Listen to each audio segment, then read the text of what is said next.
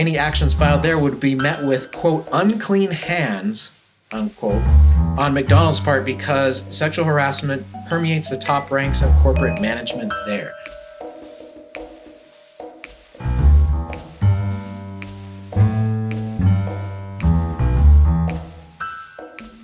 Hello and welcome back to the Marcus Williams Training Academy podcast, where we talk about all things misconduct.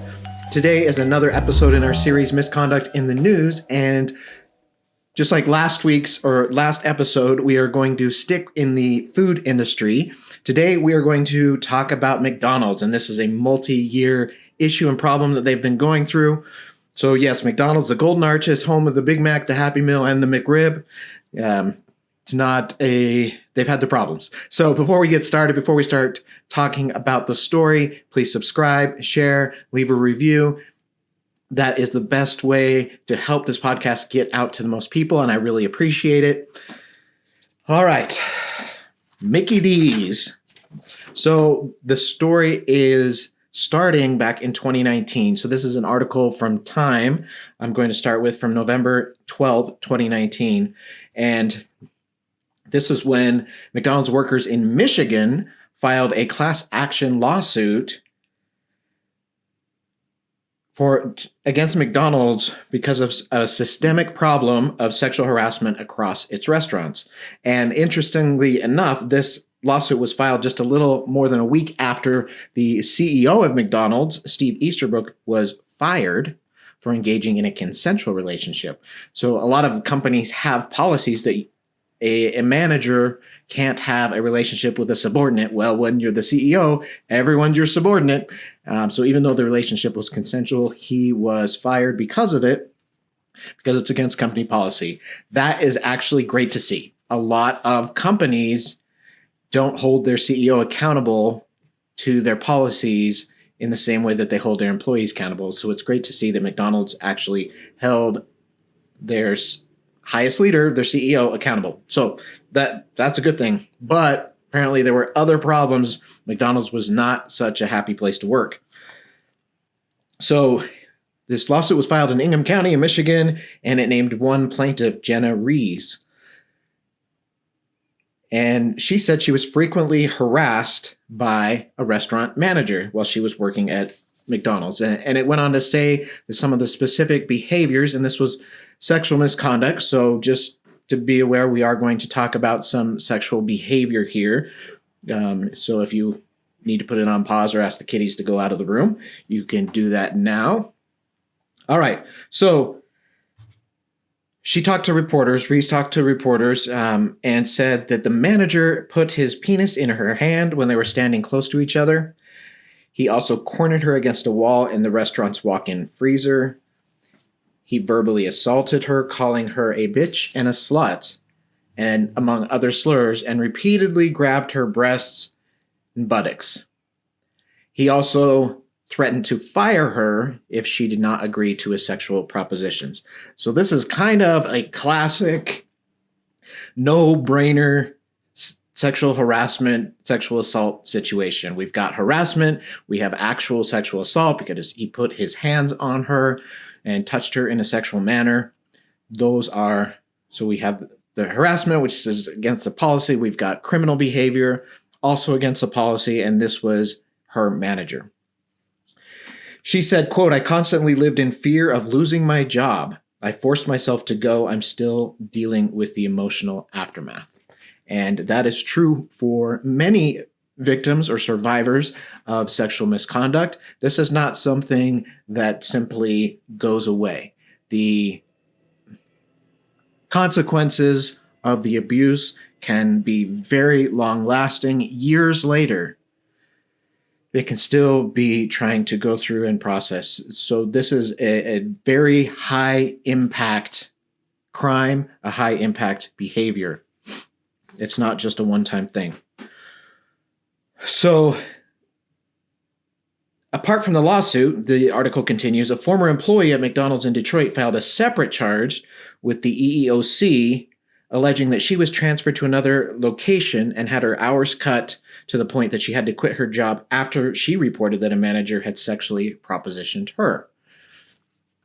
So we have retaliation against an employee. So not only was it not a safe place to work, when they tried to report it, when they tried to make it better, when they tried to get the company to help them, they were then retaliated against and basically forced out of the job with no consequence for the offending manager.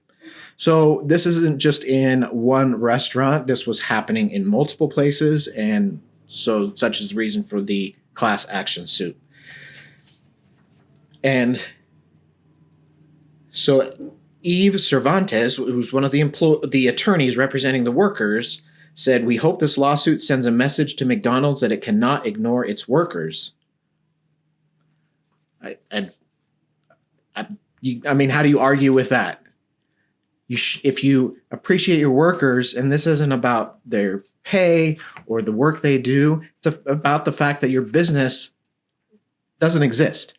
Without the people making the food, without the cashiers, without the people cleaning the restaurants, without your employees, you have no business. So you have to treat them with respect. You have to make it a safe place for them to work. It doesn't matter if it's a minimum wage employee or someone with a very high salary. The job exists because you need them. So you need to make it a safe place to work. The lawsuit seeks at least $5 million in compensatory damages for Rees and other affected workers. All right, so we're talking millions of dollars that it was asking for. Now, McDonald's put out a statement saying it's in response to this article, or when asked for a statement when they're writing the article, they said that they are demonstrating its continued commitment to this issue by implementing training for a safe and respectful workplace in its corporate-owned restaurants. Okay, that's a great thing. Training is a good thing. That is the first step to holding your employees accountable, is to training them on their expectations in the first place. They need to know what you expect and what the company, what is acceptable and not, so that you can take action when they engage in behavior that is not acceptable. So that's great. But was it enough? Was it actually doing the job? Was it actually making McDonald's a safer place to work? So let's fast forward. This is an article from the BBC from February 6th. Well, no, from April 14th, 2020. U.S. McDonald workers file a $500 million sexual harassment lawsuit. So we're jumping from 5 to 500 here. So in this one, Jamelia Fairley and Ashley Reddick are named on behalf of some 5,000 women from over 100 U.S. McDonald's outlets. So these two plaintiffs are kind of the cases are representing all of these other women. 5,000 women who had complaints. So when you want to talk about a systemic problem, 5,000 women, 100 restaurants, that fits that category. So if McDonald's was so committed back in 2019 to addressing all harassment claims and to provide training, why then in 2020 are we having the same problem? And not just in one place, across hundreds of restaurants. So they said that they've experienced sexual harassment on the job since 2016. So some of the behaviors were happening before the 2019 lawsuit, but that makes the 2019 lawsuit even worse because this problem wasn't new then. It had been happening for years before. So this is an ongoing issue. So we have a large number of restaurants, a large number of employees over the course of many years. That is problematic. So this suit, these employees were in Florida, and we're talking about Florida restaurants, but they filed the suit in the company's home state of Illinois, and it focused on one particular restaurant in Orlando, even though the claim was it was happening all over the place, and it alleged extensive illegal harassment that went ignored by management. That's a problem. The plaintiffs say that numerous women were subject to pervasive sexual harassment in a hostile work environment, including groping, sexual assault, and sexually charged comments. And this was at the Orlando restaurant. So let's jump into some of the specifics. It doesn't dive into them in detail, but Miss Fairley, who was 24 years old, she said she was harassed by two colleagues. One made sexually explicit comments towards her, and those specifically were that she had a fat ass and that he would take her on a ride, quote unquote. And then that escalated to unwanted touching. And that unwanted touching was where this colleague would pull her into his groin area and rub his genitals on her. So again, we've got harassment that advanced or moved up to the realm of actual assault. So here's the thing. Miss Fairley actually reported it. She reported this behavior. She went for help. She asked for the investigation. And what happened? She said she had her hours cut as a consequence of speaking up.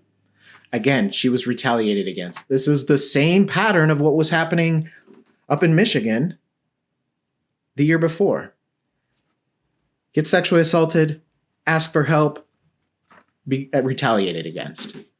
So we're failing on every front of the response to this misconduct. Miss Reddick, who's 28, she was a former McDonald's employee. She said she faced verbal and physical harassment from a male coworker. The colleague would rub his groin area against her, touch her thighs, and she said on one occasion he put his phone in front of her face and showed her a picture of his genitals, which she didn't want to see. Again, clear cases of sexual harassment and even assault. She said she told her managers and she was fired as a result. So in Miss Fairley's case, they pushed her out by reducing her hours so she couldn't make the money that she needed to make. Well, Miss Reddick, they just straight up fired her. Get sexual assaulted at work and then get fired when you ask for help. Massive, massive problem. So this is a PR nightmare for McDonald's, and it's hard to say why over the course of time they failed to respond. They failed to do the right thing in these multiple instances. Maybe it's because people still kept going. Maybe they thought bad PR doesn't matter because people still line up in the drive-thru every day to get food. Well, it does matter. If it's just for that individual or for the group, it does matter. So McDonald's, in this article, it says McDonald's has said that it updated its discrimination, sexual harassment, and retaliation policy and training in January 2019.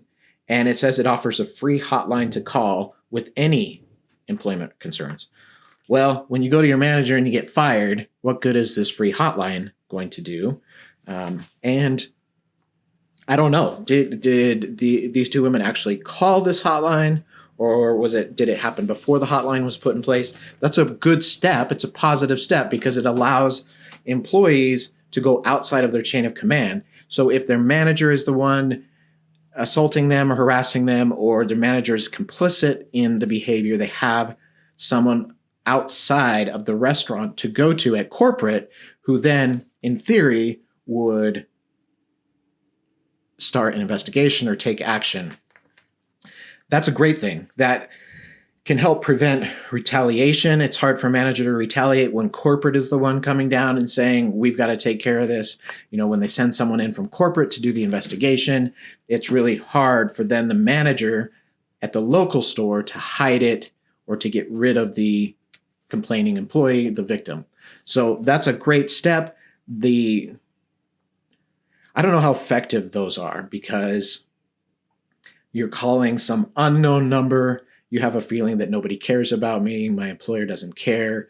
So what's going to happen when I call this random number and talk to a random stranger? So although I think it's a great step, I don't know how effective it is. How many employees actually pick up the phone and make the call on that hotline? So in order to make that hotline effective, you really have to show that you are going to take action. You're going to do something with that information. And the only way that you can show that, you can say it all day long. You can put out emails, you can put out articles, you can post bulletins on the bulletin board back, in the employee lounge. You can do that all day long. But you can't, people aren't going to trust that you're going to take action until they see it. So really what needs to happen is a case needs to come in and they need to jump on it, to very openly and aggressively investigate and show that it matters, that they care, that corporate is not going to put up with it. They're not going to allow that type of behavior to happen. And if they do that, then word will spread amongst the employees locally and then branch out nationally. So the only way to really build trust in that hotline is to take action, quick, thorough action when calls come in. So hopefully that's happening. I don't know if that's happening. In the past, McDonald's made statements and nothing seemed to change. So we'll see how that goes, if that's an effective avenue or an effective response. I think it's a great idea as long as it's handled correctly. All right, so is that it? Is that all? Florida, Michigan? No. Things keep getting worse. Now it's not just the United States. Now is becoming a global issue.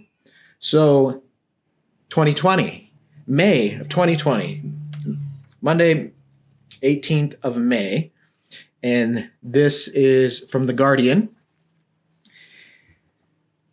And now an international coalition of labor unions filed a complaint against McDonald's for systemic sexual harassment of its employees around the world. So not in a specific location, but they're saying this is happening around the world. So this isn't a lawsuit. These are unions filing a complaint.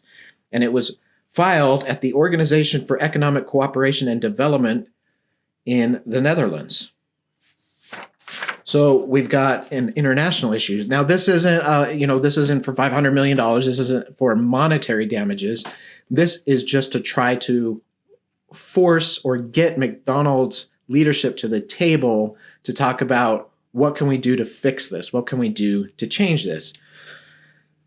So Sue Longley, the general secretary for the International Union of Food Workers, said there's a rotten culture from the top, that the fast food giant has, quote, failed dismally to take meaningful action about the problem.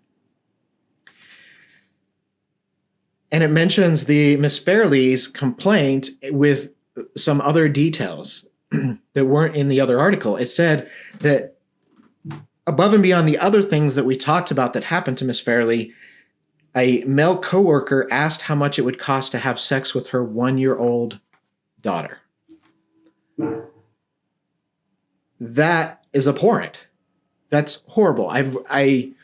In my former career, I worked on the child sexual abuse squad. I've investigated these cases of child sex abuse, and we have a serious issue. This not only should have been investigated internally by McDonald's, but it should have been reported to the local authorities or federal authorities, because if he's openly asking for that with a colleague, then odds are that there is some serious child pornography or abuse of children also happening. This needed to be looked at very seriously by law enforcement. It doesn't say whether it did or not. Maybe they did, maybe it was reported, but that's above and beyond even some of the other things that talked about, because it's when you get to the point where you're not hiding on the internet or the dark web to find victims and you're openly asking coworkers,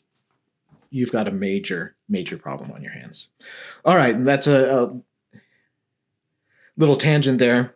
But anyway, the organizers said they filed the complaint with the regulators in the Netherlands because McDonald's Dutch offices were the company's nerve center in Europe. So essentially, that was the best place to get McDonald's leadership in Europe because that's where they were located. So that makes sense. And they also didn't want to file it in the United States. And this is interesting. They said any actions filed there would be met with, quote, unclean hands, unquote, on McDonald's part because sexual harassment permeates the top ranks of corporate management there. So now we're not even talking about the restaurants. We're talking about this was a problem at corporate. So if it's a problem at corporate, it doesn't matter how many statements you put out. It doesn't matter how many phone numbers you put. If it's happening at the top, how are you going to expect them to react appropriately when they're doing it themselves?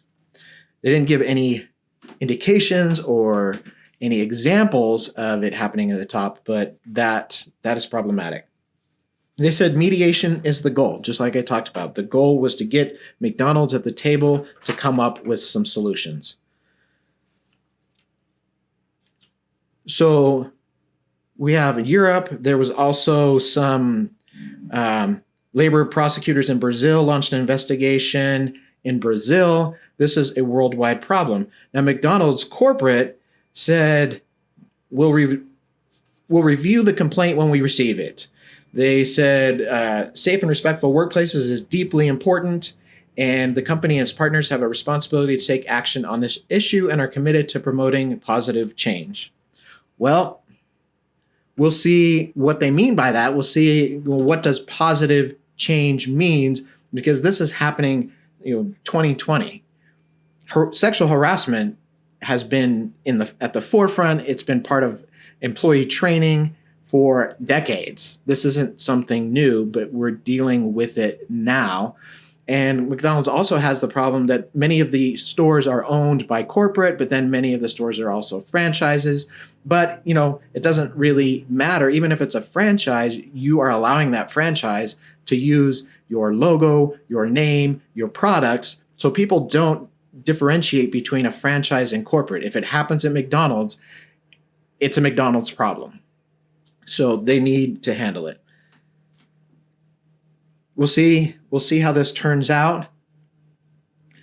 Again, it's eye-opening that these kinds of things are happening in this day and age, because this isn't something that is newly identified as a new problem. It's something that's been happening for decades. We've known it's a bad thing for decades.